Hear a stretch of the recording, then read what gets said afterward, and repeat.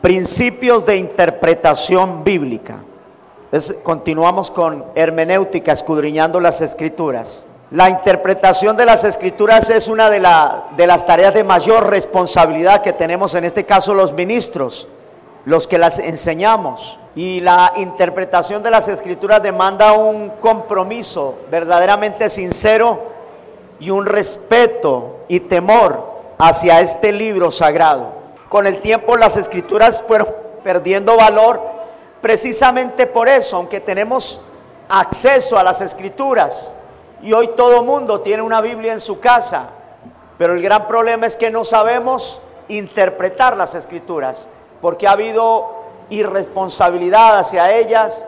La gente no entiende que cualquiera no se podía acercar a este libro.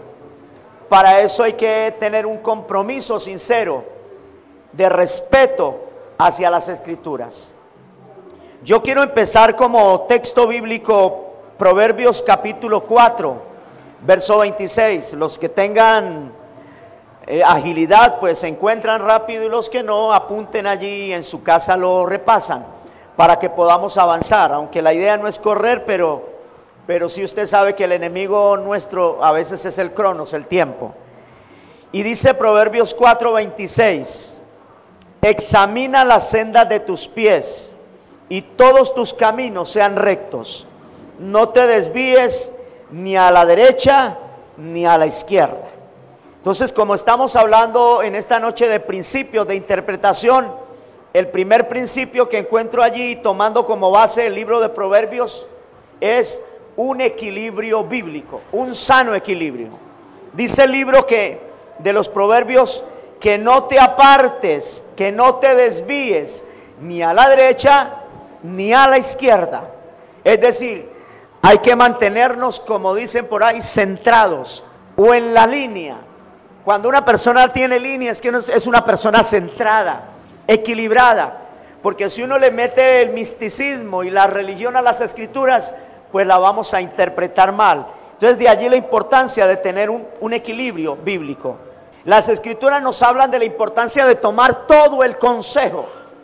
Dice 2 Timoteo 3:16, Pablo le dice a Timoteo: toda la escritura es inspirada por Dios. Ahí no dice que solamente es inspirado el libro de Santiago, ni las cartas paulinas, ni que es inspirado solamente los evangelios o el libro de Isaías o los salmos. No, ahí dice que toda la escritura es ¿qué? Inspirada. La palabra inspirada quiere decir que Dios las dictó al hombre, que Dios se la dio por la guianza del Espíritu Santo. La inspiración es siendo impulsado, siendo soplado por Dios. Eso significa inspirar. Entonces todos los hombres de Dios fueron inspirados por Dios. Por eso dice que toda ella es inspirada. Y como hay que tener un equilibrio bíblico, entonces hay que tomar no una parte, no lo que a mí me convenga, no lo que yo crea, no lo que a mí me guste. Hay que tomar todo el consejo de la palabra de Dios. Sé que hay gente que se ha especializado en estudiar ciertos aspectos de los libros. Hoy en día es muy popular que algunos se inclinen hacia una rama de las escrituras, como por ejemplo la escatología. ¿Qué es la escatología? Lo que más le gusta a la gente hoy en día, ¿cuál es? Los eventos futuros, el fin del mundo. Eso se llama escatología. Y hay gente que se especializó en interpretar el libro de Apocalipsis. Eso está bien, porque hay gente que, bueno, no me quiero meter mucho más allá, pero hay gente que solamente habla de Apocalipsis. Hay gente que solamente toma como su doctrina el libro de Apocalipsis. Hay otros que solo toman como base algunos otros libros, por ejemplo el libro de Isaías, o solo toman como base el Antiguo Testamento. Y dice la escritura que toda es inspirada. Eso es dentro del equilibrio. Entonces no me puedo apartar ni a la derecha ni a la izquierda, no me puedo ir a los extremos. Todo extremo es perjudicial y es asesino de las escrituras. Toda persona que se ha ido al extremo termina mutilando las escrituras. Es más, allá en el libro de Apocalipsis dice que no le podía, dice que cualquiera que le quitara o le agregara a este libro, Dios quitaría su parte del libro de la vida. Lo dice en Apocalipsis, como una advertencia para que la gente interprete adecuadamente y no nos vamos a un extremo más que al otro. Hay que estar centrados y hay que tener línea. Eso es lo importante de esto. Entonces hay que tomar todo el consejo. Y cuando hablamos de todo el consejo hay que tomar todas las escrituras como una totalidad.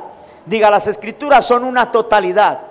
Y a pesar de que Dios las inspiró a los hombres, y a pesar de que el Señor no le violentó a las personas que tenían su personalidad, porque allí en los escritos está plasmada aún la personalidad del escritor.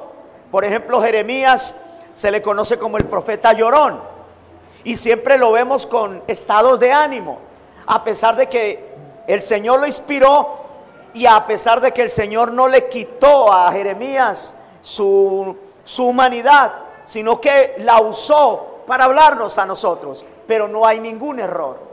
Por ejemplo, Pedro era un pescador y Pedro fue inspirado, ¿cierto? Isaías, Moisés era un legislador, Lucas era un médico, y encontramos todas las profesiones, tanto de gente importante como de gente que no tuvo ninguna clase de estudio, porque fue escrita por 40, en este caso escritores, pero todos ellos fueron inspirados, guiados por la mano del Señor. Y la escritura en su totalidad es un libro sagrado que es de la mano divina, y a pesar de que han tratado de eliminarlo, han tratado de quitar sus doctrinas fundamentales, nunca lo han podido hacer, porque es el libro sagrado por excelencia. Fue el primer libro que se publicó cuando salió la imprenta, y es el libro que más se vende en el mundo como tal. Entonces fue inspirado y hay que tomarlo todo en su conjunto, en su totalidad.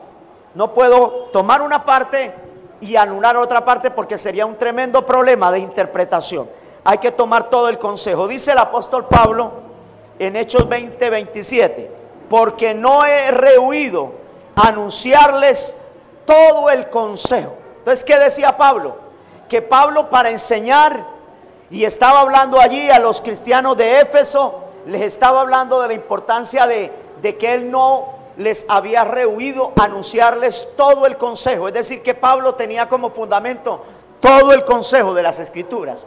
Y cuando usted escucha, por ejemplo, los escritos de Pablo, los ha leído, él habla y toma como fundamento las escrituras. Por ejemplo, en 1 Corintios capítulo 15 dice: porque yo recibí del Señor lo que también les enseño, que el Señor Jesús resucitó conforme a las escrituras. Entonces Pablo las tomaba, y tomaba como referencia, la mayoría de los textos eran textos de la Torá, del Antiguo Testamento, para trabajarlos o trasladarlos al nuevo pacto y aplicarlos de una manera correcta. Entonces hay que tomar todo el consejo. Hay algo que es importante entender en cuanto a la interpretación correcta de las escrituras o el equilibrio bíblico. Es que las escrituras se interpretan solas. Las escrituras no son el resultado de la interpretación de una persona. Dice por allá en 1 de Pedro 1:19 que las escrituras no son de interpretación personal. No, las escrituras se interpretan solas. Ellas mismas se interpretan. Lo que aparece oscuro en una parte que uno no entiende, otro pasaje da claridad, lo que se conoce como pasajes paralelos. Pero toda la escritura se interpreta ella sola. Yo no necesito forzar los textos, ni coger un texto y arrancarlo para forzar lo que diga, lo que yo quiero que diga. Las escrituras se interpretan solas. Eso es parte del equilibrio bíblico. Entonces no nos podemos salir de ellas. En este caso, los que somos creyentes, Pablo dijo, y como Pablo las usó, tenía autoridad para decir que no nos podemos salir de ellas. Dice en 1 Corintios 4:6: pero esto, hermanos, lo he presentado como ejemplo en mí y en Apolos por amor de vosotros, para que nosotros aprendáis a no pensar más de lo que está escrito. Entonces, lo que usted hable y lo que usted diga, siendo usted o estando en Cristo, debe estar fundamentado por las escrituras. Lo que tú pienses de aquí en adelante debe ser de acuerdo a las escrituras, porque todo lo que uno diga fuera del contexto bíblico termina metiéndose en problemas. Por eso dice por allá en 1 de Pedro 4 si alguno habla, hable conforme a las palabras de Dios. ¿Y cómo habla Dios? Por su palabra. Ahora hay que entender en cuenta dentro del principio bíblico, dentro del equilibrio bíblico, ¿para qué se escribió las escrituras? Nosotros sabemos que anteriormente las escrituras se transmitieron de generación a través de forma oral, hablada. Por ejemplo, Moisés, que escribe los 5 primeros libros que se le atribuyen a Moisés, él recibió de parte de Dios allá en el Sinaí todo lo que él escribe. El Señor se lo dio y Moisés lo escribió. Él lo recibió de una manera oral, pero Noé recibió por tradición de manera oral. Ellos transmitían y uno dice, bueno, ¿y no pudo haber ocurrido errores de comunicación? No, porque el mensaje era fidedigno, porque ellos eran tan respetuosos de lo que Dios les decía, que como Dios lo decía, así lo transmitían, y el uno lo transmitía al otro, hasta que surgió la escritura, hasta que escribieron en barro, después escribieron en cuero, y después en papiros, hasta que nos llegó ahora a nosotros en papel, en el papel que conocemos. Pero fue el resultado de un proceso largo. Entonces, ¿para qué se escribió? Tenía un objetivo. Y el objetivo principal, ¿sabe quiénes eran? Nosotros. Porque ahora ellos tuvieron la experiencia, ellos vivieron la historia. Por ejemplo, el pueblo judío fue el que vivió la historia. Cuando el Señor Jesús caminó por acá, fueron los discípulos que estuvieron cercanos a Él, que lo pudieron tocar, pudieron estar con Él, escucharon hablar, vieron sus milagros. Es decir, ellos vivieron la historia, la contaron y la transmitieron oralmente y la transmitieron a través de escritura. ¿Para qué Dios permitió eso? Para que usted y yo tuviésemos un manual completo que se llama Biblos en griego, que se conoce como la Biblia, para que usted y yo pudiésemos tener una idea total de cómo es la manifestación gloriosa del Señor, cómo es que Él hablaba, cómo es que Él hay que interpretarlo y cómo es que se manifiesta en este tiempo. ¿Estamos de acuerdo? Entonces, ¿para qué se escribió? Vamos a hablar 3 cositas. Primero, dentro del equilibrio bíblico, ¿para qué se escribió las escrituras o para qué se escribió este libro? Primero, se escribió para que tengamos fe. Esa fue la base principal para la cual se escribió. Recuerde que la escritura dice que sin fe es imposible agradar a Dios. Entonces la base esencial de las escrituras es que se escribió para que usted crea, pero no para que usted crea a su manera, ni para que usted ponga la fe en un muñeco, ni para que ponga la fe en una empanada o en un buñuelo o en un tamal. No, porque la fe, las escrituras se escribieron para darnos una dirección sobre en quién tenía que reposar la fe. Dice, por ejemplo, Juan capítulo 20, verso 31. Pero estas cosas, está hablando Juan, se han escrito. Y dice, ¿para qué se escribieron? Dice, estas cosas, y hablando particularmente de la historia de Jesús, dice, ¿para qué se escribió? Dice, estas cosas se han escrito para que crean que Jesús es el Cristo. Entonces, ¿cuál es la razón por qué se escribió?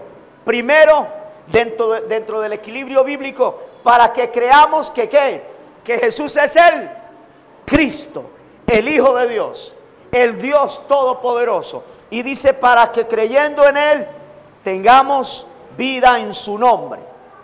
Esa es la primera razón dentro del equilibrio bíblico por qué se escribió, y lo sustenta Juan.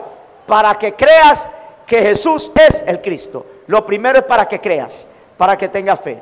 Segundo, para nuestra enseñanza, consolación y esperanza. Segundo, para nuestra enseñanza, consolación y esperanza. Esa es la segunda razón por qué se escribieron las escrituras. Para nuestra enseñanza, para nuestra consolación y para que tengamos esperanza. Esa es la segunda razón. Romanos 15:4. Porque las cosas que se escribieron, dice, porque las cosas que se escribieron antes para nuestra enseñanza se escribieron. ¿Para qué? Para enseñarnos a nosotros, para que tuviésemos un marco de referencia. Allá hay cosas que son principios que hay que obedecer, pero hay cosas que hay que entenderlas porque hay cosas que ellos hicieron, pero que nosotros no las debemos hacer. Dice, ¿cómo así? Sí, por ejemplo, la escritura habla del mal ejemplo que dio David cuando pecó con Betsabé. ¿Para qué está escrito eso? Para que usted repita y dice, ay Dios, el Señor escribió eso ahí para que uno siga por la misma línea de David. Porque hay algunos que malinterpretan. ¿Para qué se escribió? Para que usted tenga un marco de referencia de que eran hombres débiles y que a pesar de que su debilidad, el Señor los usó y fueron hombres poderosos, ¿cierto?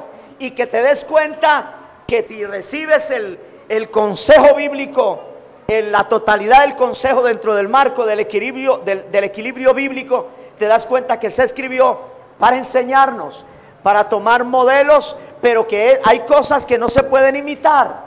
Por ejemplo, el pecado de David no está para imitarlo. ¿Está para qué? Para tomarlo como un ejemplo de lo que le ocurrió a él, pero para que nosotros no caigamos en el error que cayó David. ¿Estamos de acuerdo? Entonces, para nuestra enseñanza, dice, se escribieron a fin de que por la paciencia y la consolación de las escrituras tengamos esperanza. Entonces se escriben para enseñarnos, para que recibas consolación. Es decir, que el mensaje, cuando usted lo escuchas, cuando recibes el mensaje y lo crees, ella te consuela. Un gran problema que hay en muchos lugares es que la gente anda buscando un mensaje profético que le hablen al oído. Eso es un problema de mala interpretación. Hay por ahí un grupo y la gente se pone contenta que porque le profetizan al oído, y la gente hace cola para que le profeticen al oído. Esa gente toma como referencia ciertos aspectos de las escrituras, por ejemplo, 1 Corintios 14, donde habla de la profecía, pero la escritura no enseña que ahí le profetizaban al oído. La profecía, según las escrituras, que está hablando de ellas mismas y está hablando de la misma escritura, se refiere particularmente no a darle consejos a la gente en el sentido de que te vas a casar con quién, aunque la escritura abarca toda la totalidad de nuestra vida y las afecta a todas, o la profecía que se usa allí no es para que la gente se va a ir de viaje, que le va a resultar yo no sé dónde, que se va a ir no es para eso. Tiene tres objetivos básicos dentro de esa sana interpretación y dentro de esto mismo que estamos compartiendo. La profecía bíblica o la escritura, cuando se habla, se convierte en palabra profética. Por ejemplo, ¿qué estamos haciendo acá? Estamos hablando la palabra profética más segura. Esta no falla.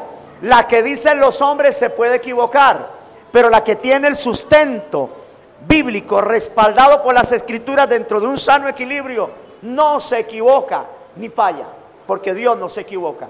El Señor no miente. El hombre es mentiroso, pero Dios es veraz. ¿Estamos de acuerdo?